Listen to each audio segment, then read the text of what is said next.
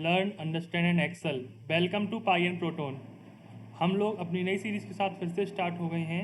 अभी हमने last video में चैप्टर 2 कंप्लीट कर दिया है। End of the chapter exercise के क्वेश्चन नंबर 14 तक कंप्लीट कर दिए हैं। आज हम लोग chapter 3 the world of numbers का इंट्रोडक्शन लेकर आ गए हैं। इंट्रोडक्शन बहुत ही ज़रूरी है क्योंकि इस बार इसमें बहुत से नए टॉपिक्स जोड़े गए हैं जो कि एंशियंट इंडिया को दर्शाते हैं, जहाँ पर थोड़ी हिस्ट्री भी जोड़ी गई है, तो उसको समझने का प्रयास करेंगे।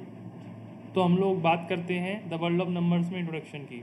तो जैसा कि आपको पता है कि इंसानियत आज की नहीं है, ये बहुत साल पुराने समय से डेवलप होती हुई आ रही है। इंसानों ने शहर बनाए, कानून बनाए और सितारों की पढ़ाई करी, स्टार्स की स्टडी किया,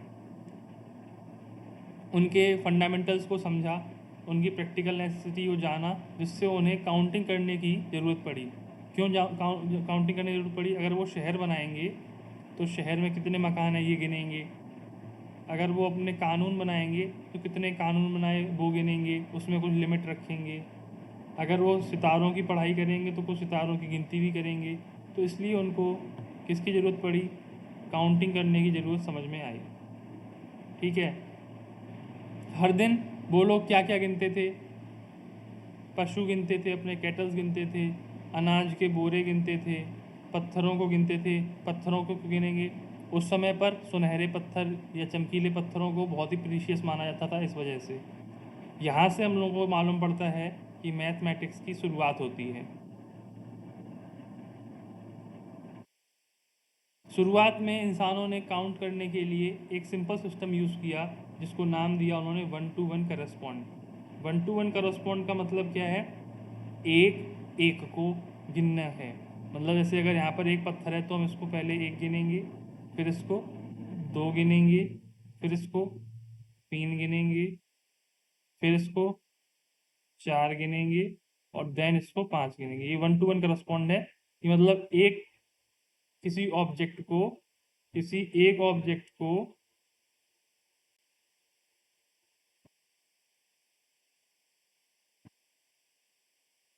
एक कोई नंबर दे देना, ये 1 to 1 करस्पॉन्ड कहलाता है। ठीक है।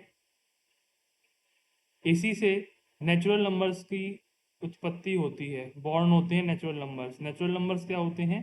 जो 1 से लेके स्टार्ट होते हैं और अनंत तक फैले होते हैं। ठीक है।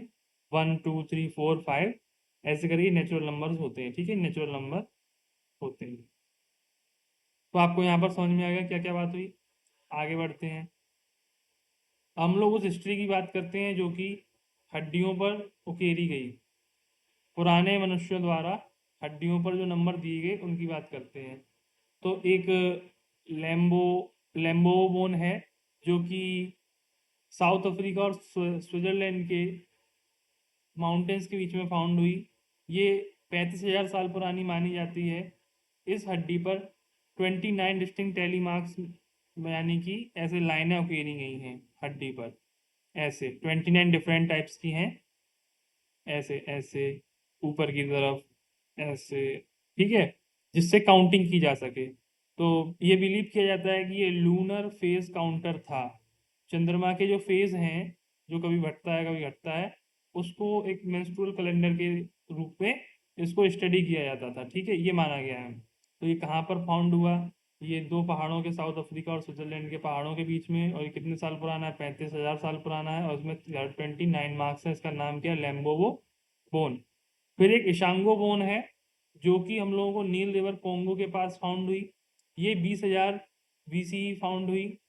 BC पुरानी मानी जाती है। इसमें 3 कॉलम्स के नोट्स बने हैं। जैसे कि इसमें 3 कॉलम के ऐसे बने हैं, 3 कॉलम्स बने हैं। ठीक है, अलग अलग, जो कि जिसमें कि 11, 17 और 19 ऐसे फाउंड किए गए हैं। 11, 17 और 19 मार्क्स फाउंड किए गए हैं अलग अलग कॉलम्स में, जो कि क्या है? 10 से 20 के बीच के प्राइम नंबर्स हैं। तो हम लोग इससे ये भी जान सकते हैं कि उन लोगों को उस समय प्राइम नंबर्स और मल्टीपल्स और ग्रुपिंग की बहुत अच्छी नॉलेज थी, जिससे हम लोग ये समझ सकते हैं कि वो मल्टीप्लाई बाई 2 के बहुत अच्छे जानकार थे उस समय के लोग। अब इंडिया के कॉन्टेक्स्ट में बात करते हैं कि इंडिया को क्या ज़रूरत थी। तो इंडिया का, जैसे आपको पता है कि इंडस वैली सिविलाइजेशन जो कि इंडिया और उसके आसपास के रीजन में फैली, वहाँ पर लोथल और हड़प्पा जो जगहें थी, इसमें से लोथल एक डॉकयार्ड था जहाँ से पानी के रास्ते से सामान इजिप्ट और मेसोपोटामिया के सिविलाइजेशंस में ट्रेड किया जाता था। इसके लिए ट्रेडिंग के लिए उनको 10-20 की नंबर की ज़रूरत नहीं थी, उनको एक लार्ज नंबर की ज़रूरत थी, क्योंकि वो करोड़ों में माल बेचते थे, खरीदते थे। तो उन लोगों को एक स्टैंडर्ड वेट और मेजरमेंट सिस्टम की नीड थी। जैसा कि वेदों में लिखा भी गया है कि उन्होंने 10 की पावर पे ज़्यादा काम किया। उन्होंने 10 की पावर 12 तक को डिफाइन किया था, जिसको उन्होंने परार्थ बोला था। 10 की पावर 12 को 10 को उन्होंने परार्थ तक काउंटिंग दी थी।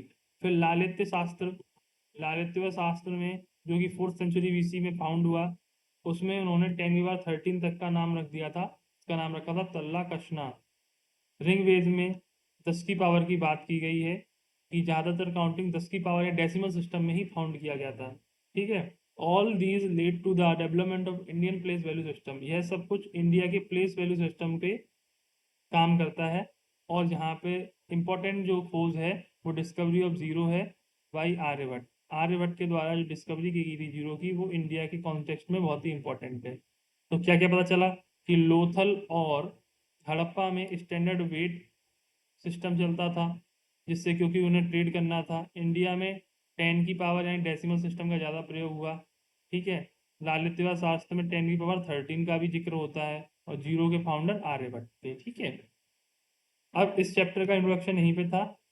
इस चैप्टर में हम लोग क्या क्या सीखेंगे, नेचुरल नंबर्स क्या होते हैं और उनकी प्रॉपर्टीज़ क्या होती हैं, होल नंबर क्या होते हैं, इंटीजर्स क्या होते हैं, फ्रैक्शन और decimal, number pattern and sequence, ancient system और कंट्रीब्यूशन टू अर्ली सिविलाइजेशन हम लोग आज कंप्लीट कर ही चुके हैं। Indian contribution to mathematics, Indian contribution to mathematics complete कर चुके हैं।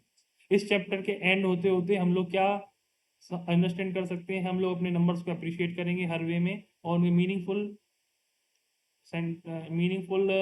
बातों को समझेंगे। तो आने वाली वीडियोस में हम लोग क्या करेंगे, एक्सरसाइज 3.1 के क्वेश्चन सॉल्व करेंगे। ठीक है। तो बने रहिए वीडियो में। Thank you.